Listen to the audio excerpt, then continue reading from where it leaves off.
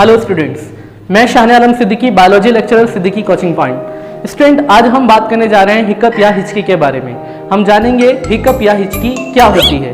Student, हम हिचकी का जो संबंध है वो हमारे रेस्पिरेटरी सिस्टम से है, यानी श्वसन तंत्र से है। क्रिया में ऑक्सीजन को ग्रहण किया जाता है और कार्बन डाइऑक्साइड को छोड़ा जाता है।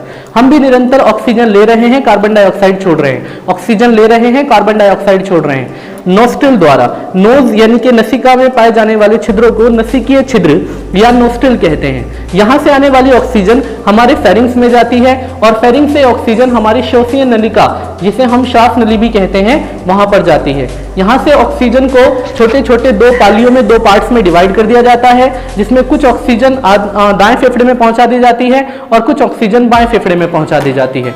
स्टूडेंट, फेफड़े में जब ऑक्सीजन पहुंचती है तो फेफड़े फूल जाते हैं।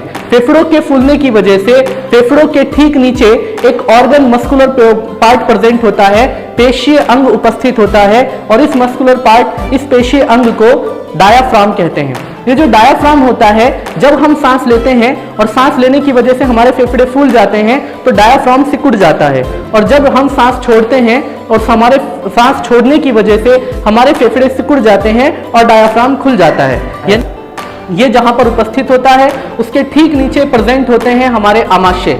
जब हम ज्यादा खाना खाते हैं तो ज्यादा खाना खाने की वजह से हमारा आमाशय या पेट फैल जाता है और उसके फैलने से डायाफ्राम में तुरंत असंतुलन पैदा हो जाता है, जिसकी वजह से डायाफ्राम तेजी से संकुचन करना स्टार्ट कर देता है। डायाफ्राम के तेजी से संकुचन करने से ही हमारी बॉडी के अंदर आने वाली गैसेस एक प्रेशर के रूप में बाहर निकलती हैं, जिसे हम हिचकी कहते हैं।